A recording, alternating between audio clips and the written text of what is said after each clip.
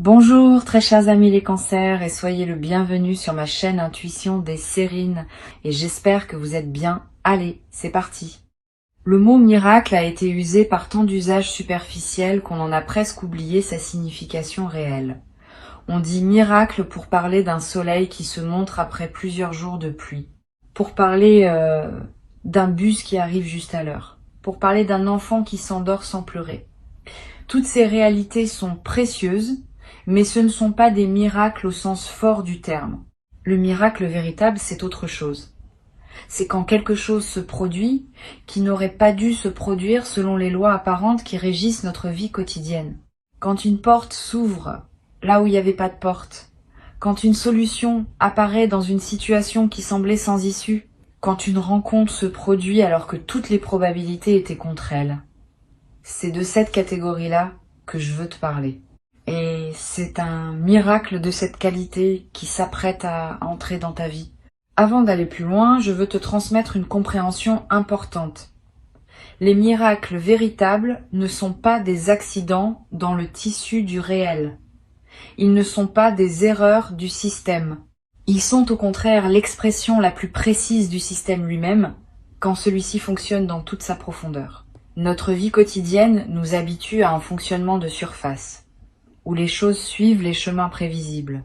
Mais sous cette surface, il y a un fonctionnement plus profond, où des dynamiques moins visibles peuvent produire des résultats qui semblent surnaturels au regard des lois de surface. Les miracles sont l'irruption ponctuelle de ce fonctionnement plus profond dans notre quotidien. Ils ne contredisent pas la réalité. Ils la révèlent dans sa dimension la plus complète. Ce qui s'apprête à se produire pour toi appartient à cette catégorie. Ce ne sera pas seulement une bonne nouvelle. Ce sera quelque chose qui sortira du cadre de ce que tu pensais possible dans ta situation actuelle. Et c'est précisément cette qualité de sortie de cadre qui en fera un miracle plutôt qu'une simple chance. Tu vas reconnaître l'événement par cette signature particulière. Tu auras du mal au début à l'expliquer rationnellement. Tu chercheras des causes mécaniques pour comprendre ce qui s'est produit. Et tu réaliseras après examen qu'aucun enchaînement de causes ordinaires ne suffit à expliquer ce qui s'est passé. Cette résistance à l'explication mécanique est la marque la plus fiable d'un miracle véritable. Je veux clarifier quelque chose qui peut paraître contre-intuitif. Le miracle ne va pas se manifester à toi parce que tu serais une personne particulièrement méritante. Cette logique de rétribution n'est pas exacte. Le miracle va se manifester parce que tu as cultivé, à travers ton parcours, une certaine qualité d'ouverture qui rend possible la réception d'un événement de cette nature. Ce n'est pas une question de mérite, c'est une question de disposition. Tu es disposé. C'est à dire que ton système intérieur a atteint une qualité de réceptivité suffisante pour qu'un événement non ordinaire puisse y trouver un terrain d'accueil. Sans cette réceptivité préalable, le miracle, même s'il se manifestait extérieurement, ne s'enracinerait pas en toi. Il glisserait sur la surface de ta vie sans la transformer. Ici, sur Intuition des Sirènes, je veux te transmettre quelque chose qui va t'aider à reconnaître le miracle quand il se présentera. Les miracles ont une signature subtile dans le corps de celui qui les reçoit. Au moment où l'événement miraculeux se produit, tu vas ressentir une forme de vertige, bref. Un instant de suspension où le temps semble s'arrêter. Une chaleur qui se diffuse dans la poitrine. Des larmes qui peuvent monter sans cause apparente. Tous ces signaux corporels ne sont pas des coïncidences. Ils sont la manière dont ton corps capte le caractère extraordinaire de ce qui se passe, avant même que ton mental n'ait pu le formuler en mots. Apprends à faire confiance à ces signaux corporels. Ils sont plus rapides et plus fiables que les analyses que tu pourrais faire après coup. Je veux te parler de ce qui se passe juste avant qu'un miracle se manifeste. Souvent, il y a une période de calme inhabituelle qui précède immédiatement l'événement, comme si le monde s'apaisait pour préparer le passage de ce qui va arriver. Tu vas peut-être ressentir dans les heures ou les jours qui précèdent une qualité de tranquillité qui te paraîtra étrangère à ta situation ordinaire. Si tu remarques cette tranquillité préalable, n'essaye pas de la dissiper en remplissant ton temps d'activité. Habite-la. C'est dans cette qualité de calme que la manifestation peut trouver son moment. Tu vas être également avoir, dans cette période préparatoire, des intuitions qui te traversent sans que tu puisses les justifier. Une certitude tranquille que quelque chose va se passer. Une attention soudaine portée à un détail anodin. Une envie de faire quelque chose qui semble sans rapport avec tes préoccupations habituelles. Toutes ces intuitions sont la manière dont ta partie la plus profonde te prépare à l'accueil. Suis-les sans les rationaliser excessivement. Si l'envie de te rendre dans tel endroit te traverse, vas-y, si tu le peux. Si la pensée d'une personne te revient avec insistance, contacte-la peu, être. Ces gestes apparemment anodins peuvent être les conditions exactes par lesquelles le miracle va trouver son chemin jusqu'à toi. Sur Intuition des sirènes, je tiens à te dire quelque chose d'important sur la manière de recevoir un miracle. Quand l'événement extraordinaire se produit, beaucoup de personnes ont un réflexe étrange. Elles essaient immédiatement de le rationaliser, de le ramener dans la catégorie des coïncidences, de minimiser ce qu'il a de spécial. Ce réflexe vient d'un inconfort face à l'extraordinaire. Notre culture nous a habitués à expliquer, à mesurer, à quantifier. L'extraordinaire vrai résiste à ces opérations, et cette résistance peut nous mettre mal à l'aise. Si tu sens ce réflexe en toi quand le miracle arrive, observe-le sans lui obéir. Permets-toi de simplement reconnaître que oui, ce qui se passe est extraordinaire. Cette reconnaissance pleine est ce qui ancre le miracle dans ta réalité et lui permet de produire son plein effet. La résistance à minimiser ne signifie pas que tu doives en faire un drame ou un événement spectaculaire à raconter à tout le monde. Au contraire, les miracles aiment souvent une certaine discrétion. Ils ont une qualité presque intime, comme un cadeau personnel qu'on reçoit dans le secret de son cœur. Tu pourras peu être en parler plus tard, quand le moment sera venu. Mais dans les premiers temps, garde-le pour toi, pour pouvoir l'habiter pleinement, sans interférence extérieure. Cette retenue n'est pas du secret pour le secret. C'est une protection de la qualité de ce que tu vis. Je voudrais te parler maintenant de la trace que laisse un miracle véritable dans la vie d'une personne. Cette trace n'est pas seulement le bénéfice direct de l'événement. Elle est plus profonde. Elle consiste en une modification durable de ta perception du possible. Avant le miracle, tu avais une certaine carte mentale de ce qui peut arriver dans une vie. Après le miracle, cette carte s'élargit. Tu sais désormais, par expérience directe, que des choses peuvent arriver qui dépassent ce que tu aurais imaginé. Cette connaissance ne s'efface plus. Elle reste avec toi pour le reste de ta vie. Et elle te sert chaque fois que tu te trouves face à des situations qui semblent sans issue. Tu peux te rappeler qu'au moins une fois dans ton parcours, l'extraordinaire s'est produit et cette mémoire te donne une confiance qui n'est plus naïve mais fondée. Tu vas peu être également remarqué après le miracle que ta sensibilité aux signes augmente. Tu vas commencer à percevoir des subtilités que tu ne percevais pas avant, des coïncidences signifiantes, des connexions entre événements apparemment séparés, des messages qui te parviennent par des canaux improbables. Cette sensibilité élargie n'est pas une obsession superstitieuse, elle est l'expression d'une perception affinée par l'expérience directe que tu as faite. Tu sais désormais qu'il y a plus dans la réalité que ce qu'on en perçoit en surface. Et cette connaissance te rend plus attentif aux indices de cette dimension supplémentaire qui circule en permanence autour de toi. Une chose importante à comprendre.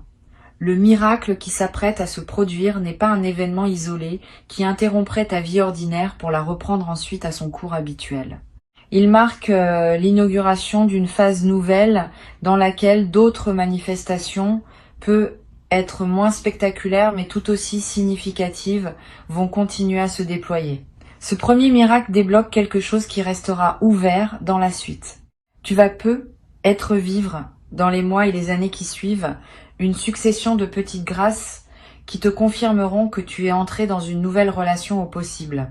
Ces petites grâces ne seront pas tout aussi étonnantes que la première, mais leur accumulation va dessiner un paysage dans lequel tu te rendras compte, peu à peu, que ta vie a vraiment changé de qualité. Je veux te transmettre une perspective importante sur la gratitude qui devra accompagner cette manifestation. La gratitude n'est pas une politesse facultative à offrir après avoir reçu. Elle est une pratique active qui maintient ouvert le canal par lequel les bonnes choses peuvent continuer à arriver. Quand tu remercies sincèrement, tu confirmes à toutes les dimensions de ton être que tu es un destinataire conscient et appréciateur. Cette confirmation a un effet réel. Elle prépare la suite. À l'inverse, recevoir sans remercier ou prendre pour acquis ce qui te tombe entre les mains referme subtilement le canal, pas par punition, par simple effet énergétique. Un canal qui n'est pas honoré se ferme parce qu'il n'est plus reconnu comme canal. Cultive donc la gratitude consciente sans en faire un rituel artificiel. Une simple reconnaissance sincère à l'intérieur de toi suffit à maintenir le canal ouvert. Tu vas peut-être te demander, après le miracle, comment continuer à vivre normalement après une expérience aussi extraordinaire. Cette question est compréhensible, mais elle suppose à tort que l'ordinaire et l'extraordinaire sont des catégories étanches. En réalité, après un miracle bien intégré, tu vas découvrir que l'ordinaire n'est plus le même qu'avant. Il est imprégné d'une qualité nouvelle qui le rend précieux d'une manière qu'il n'avait pas auparavant. Tu n'as pas besoin de chercher à reproduire l'intensité du moment miraculeux. Tu peux simplement laisser cette intensité diffuser dans tes journées ordinaires, transformant subtilement la qualité de chaque moment. Cette diffusion progressive est l'un des cadeaux les plus précieux des miracles bien reçus. Sur Intuition des sirènes, je tiens à insister sur le fait que tu n'as pas à craindre que le miracle te transforme en une personne déconnectée des réalités ordinaires. Au contraire, les personnes qui ont vécu un véritable miracle deviennent souvent plus présentes au quotidien, plus attentives aux détails, plus sensibles à la beauté des choses simples. Cette présence accrue est l'effet d'une perception élargie. Quand on a touché à quelque chose qui dépasse l'ordinaire, on commence à voir l'ordinaire avec une qualité nouvelle. Le café du matin a un goût différent. Le visage d'un proche est regardé avec plus d'attention. Les conversations banales prennent une saveur particulière. Cette transfiguration du quotidien est l'un des effets les plus durables des miracles véritables. Je voudrais te parler d'une chose subtile concernant la communication du miracle. Tu vas peut-être avoir l'envie à un moment de partager ce que tu as vécu avec une personne précise. Cette envie est saine, mais elle demande un peu de discernement. Toutes les personnes ne sont pas équipées pour recevoir le récit d'un miracle. Certaines vont être touchées et réjouies. D'autres vont être déstabilisées et chercheront à minimiser pour retrouver leur confort. D'autres encore vont projeter leur propre frustration et réagiront avec une jalousie ou une amertume qui pourrait gâcher ton expérience. Réserve donc ton récit aux personnes capables de recevoir avec ouverture. Une seule oreille bienveillante vaut mieux que plusieurs oreilles fermées. Et même avec la bonne personne, choisis tes mots avec soin. Le miracle n'a pas besoin d'être démontré ou prouvé. Il peut simplement être nommé dans la simplicité de ce qui s'est passé. Tu vas peut-être également ressentir dans les jours qui suivent le besoin de marquer symboliquement ce qui s'est produit. Un objet acheté pour te le rappeler. Une note écrite pour fixer l'expérience. Un geste posé qui dit symboliquement que tu reconnais la grâce reçue. Ces gestes de marquage ne sont pas accessoires. Ils ancrent l'événement dans ta réalité concrète et créent des points de référence auxquels tu pourras revenir mentalement. Plus tard, dans des moments où tu auras besoin de te rappeler que des choses extraordinaires peuvent arriver, ces marqueurs te serviront de porte vers la mémoire vive de ce que tu as vécu. Une dimension importante à laquelle tu peux être attentif concerne la manière dont le miracle va modifier ta perception de ton propre passé. Tu vas peut-être commencer à relire mentalement certains épisodes de ta vie sous un nouveau jour. Des moments qui semblaient absurdes vont prendre du sens. Des détours apparemment inutiles vont apparaître comme des préparations nécessaires. Des rencontres dont tu n'avais pas saisi la portée vont révéler leur place dans le tissu plus large de ton parcours. Cette relecture rétrospective n'est pas une rumination, c'est une réintégration. Elle te permet de faire la paix avec des aspects de ton passé qui te dérangeaient encore, en les replaçant dans une cohérence plus vaste qui n'apparaissait pas au moment où tu les vivais. Cette réintégration du passé libère une énergie considérable. Beaucoup de personnes traversent leur vie en portant le poids d'épisodes qui leur semblaient sans signification, ou injustes, ou absurdes. Quand un miracle survient et qu'il révèle une cohérence plus large, ces épisodes anciens reprennent leur place dans une trame qui leur donne sens. Et cette mise en sens libère l'énergie qui était utilisée pour porter le poids du non-sens. Tu vas ressentir dans les semaines qui suivent une légèreté nouvelle, une vitalité retrouvée. Cette transformation énergétique est l'un des effets les plus pratiques des miracles bien intégrés. Je veux te parler du rôle particulier que peut jouer le silence dans la période qui suit le miracle. Tu vas avoir besoin pendant quelques jours ou quelques semaines de plus de silence que d'habitude, moins de musique de fond, moins de conversations futiles, moins de bruit ambiant en général.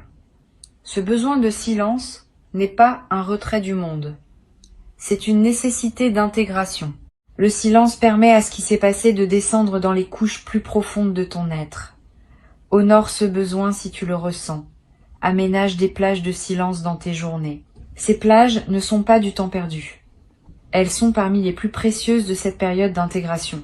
Tu vas également remarquer une qualité différente dans ton sommeil après le miracle. Plus profond peut être parce qu'une vigilance ancienne s'est relâchée, ou plus actif, avec des rêves plus présents qui prolongent l'intégration pendant la nuit. Les deux variantes sont normales. Si tu fais des rêves marquants, note-les si tu peux. Ils contiennent souvent des indications précieuses sur la suite à donner à ce que tu vis. Tu n'as pas besoin de les analyser intellectuellement. Le simple fait de les capturer leur donne un poids dans ta mémoire consciente. Et tu pourras revenir à eux plus tard avec un éclairage nouveau. Une chose précieuse que tu vas développer après cette traversée est une nouvelle qualité de confiance dans la vie. Pas une confiance naïve qui ignore les difficultés. Une confiance fondée sur l'expérience directe que tu as faite. Tu sais désormais par toi-même que la vie peut surprendre. Que des choses peuvent arriver qui dépassent ce qu'on aurait osé espérer. Cette connaissance corporelle est plus solide que toute conviction intellectuelle. Elle t'accompagnera désormais dans toutes les phases de ton existence, te donnant une sérénité de fond même dans les moments de défi. Tu vas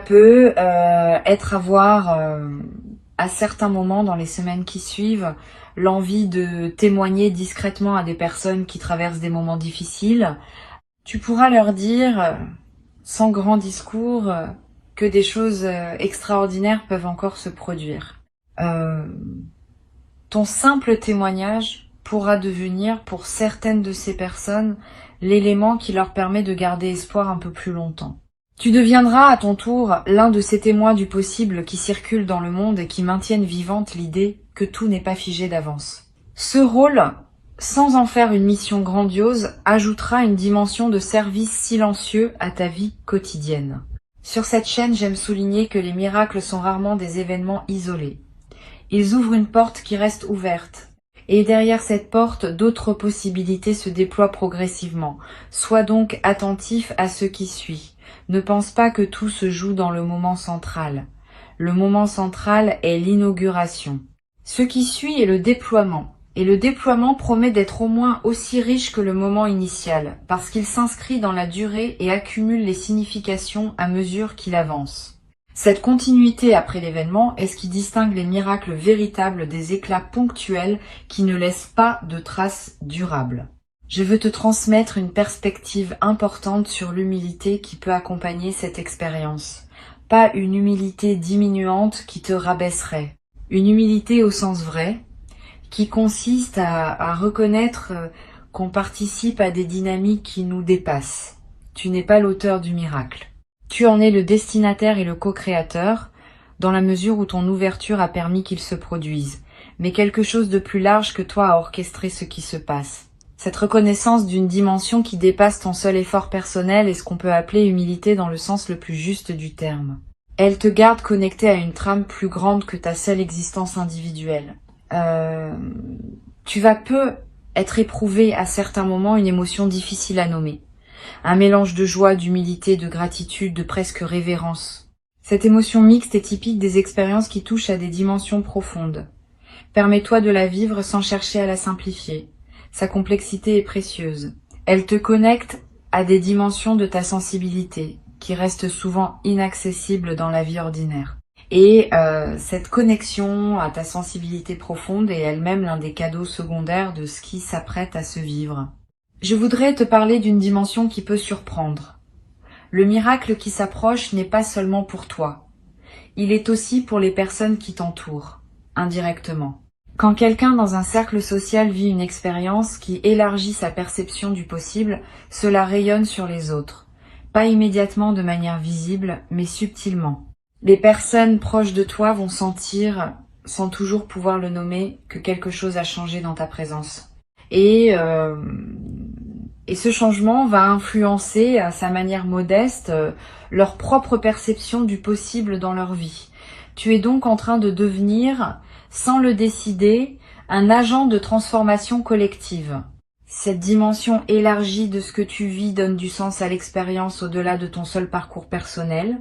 Tu vas être également développé dans la durée une qualité particulière dans la manière de répondre aux difficultés. Quand un défi se présentera après cette traversée, tu auras une nouvelle ressource intérieure à mobiliser. Tu pourras te dire, en toute connaissance de cause, que des solutions inattendues peuvent surgir, que des portes peuvent s'ouvrir là où tu n'en voyais pas, que la vie peut encore surprendre dans la bonne direction. Cette confiance fondée sur l'expérience te donnera une élasticité nouvelle face aux épreuves. Tu cesseras de te crisper dès qu'une difficulté apparaît. Tu pourras la traverser avec plus de souplesse en sachant que des ressources existent, parfois invisibles, qui peuvent se manifester quand le moment juste arrive. Pour conclure cette transmission, je veux te dire que ce qui s'apprête à se produire pour toi est précieux et que tu mérites pleinement de le recevoir.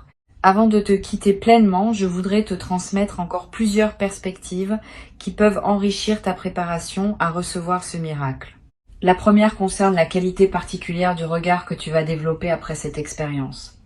Tu vas regarder le monde différemment, pas avec naïveté excessive qui verrait des miracles partout, avec une attention plus fine qui repère les petits signes de la présence active de l'extraordinaire dans le quotidien.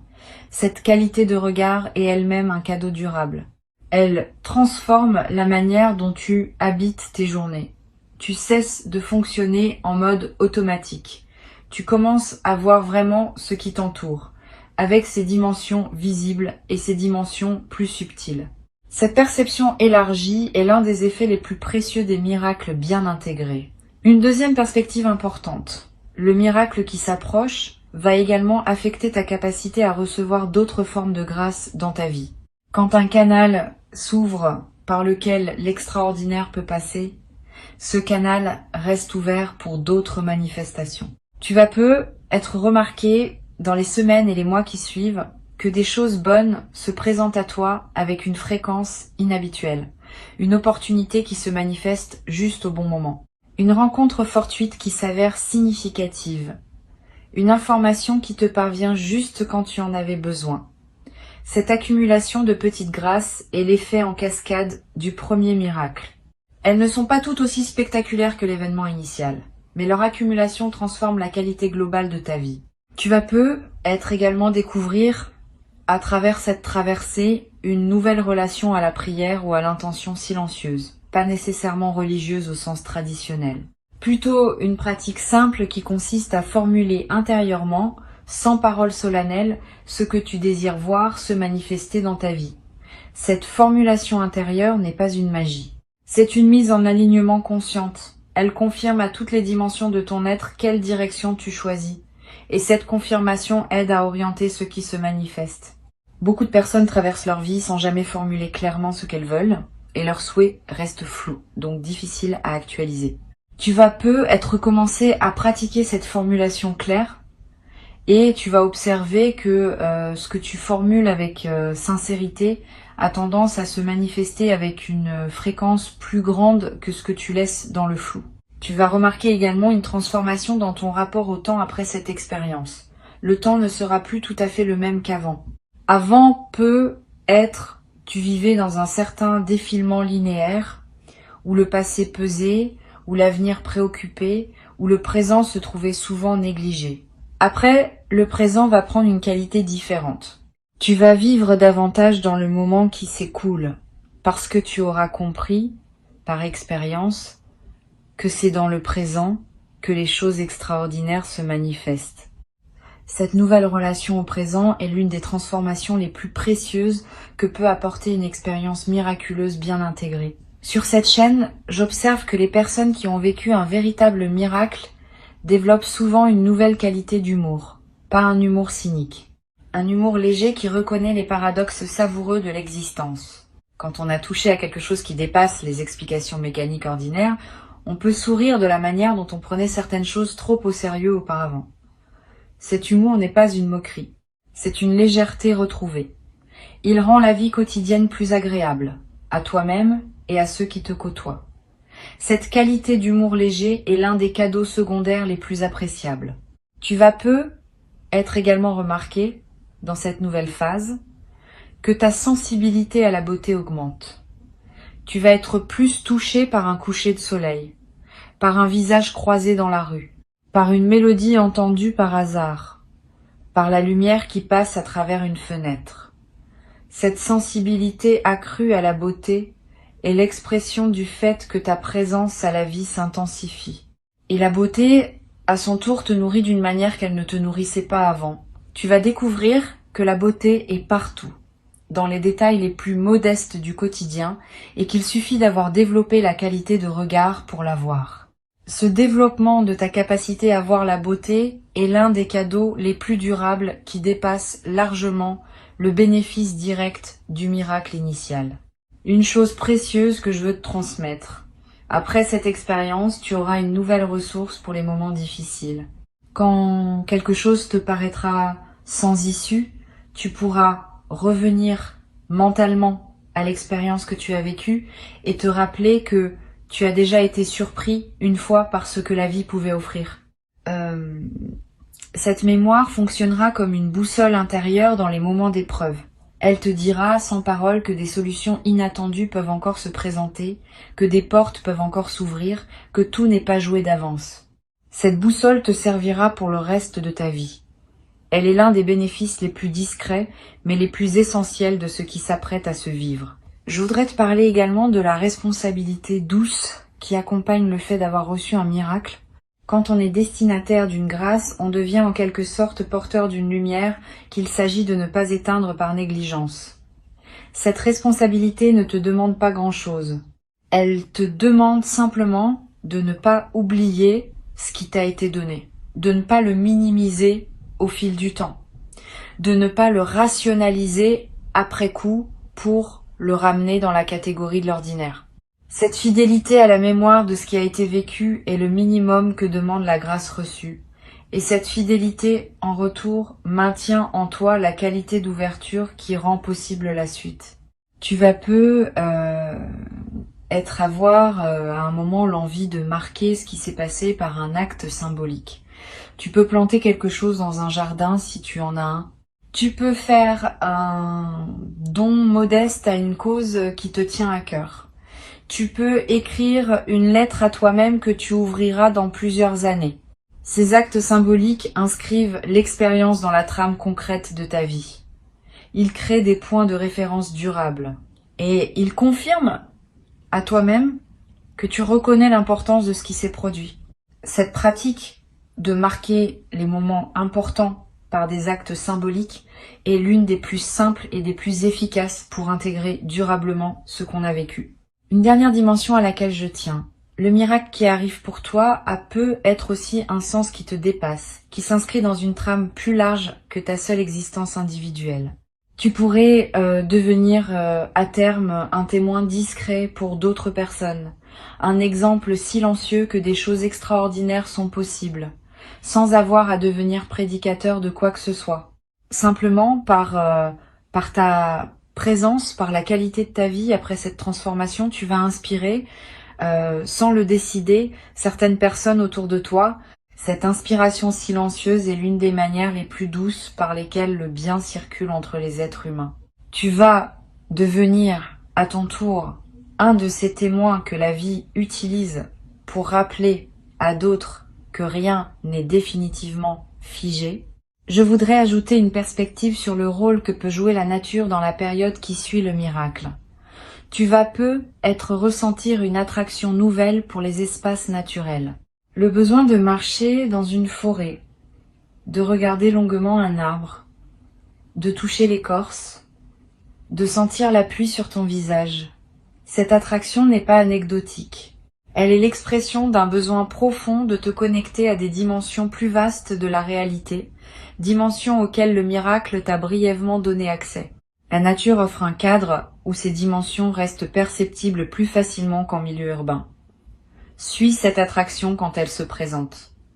Donne-toi des moments dans la nature, même brefs. Ils vont consolider ce qui s'est ouvert en toi. Ne te questionne pas sur cette dignité quand le moment viendra. Reçois simplement, avec la qualité de présence que tu as construite à travers tout ton parcours. Cette qualité de présence est ce qui te permet d'accueillir l'extraordinaire sans le déformer par tes anciens automatismes. Et cette qualité d'accueil est ce qui transforme un événement, même miraculeux, en bascule véritable dans ta vie. Tu es prêt. Le miracle est en chemin. Il porte exactement ce dont ta vie avait besoin pour entrer dans sa nouvelle phase. Reste ouvert. Reste attentif. Et quand tu le verras se manifester, tu sauras que oui, c'est cela. Et cette reconnaissance immédiate sera elle-même le premier acte de ta nouvelle relation à un possible que tu n'avais peu. Être jamais cru pouvoir habiter dans ta propre existence. Garde ces mots avec toi pour les jours qui viennent. Reviens-y si tu en sens le besoin. Et avance avec confiance dans la direction de ce qui se prépare maintenant pour toi.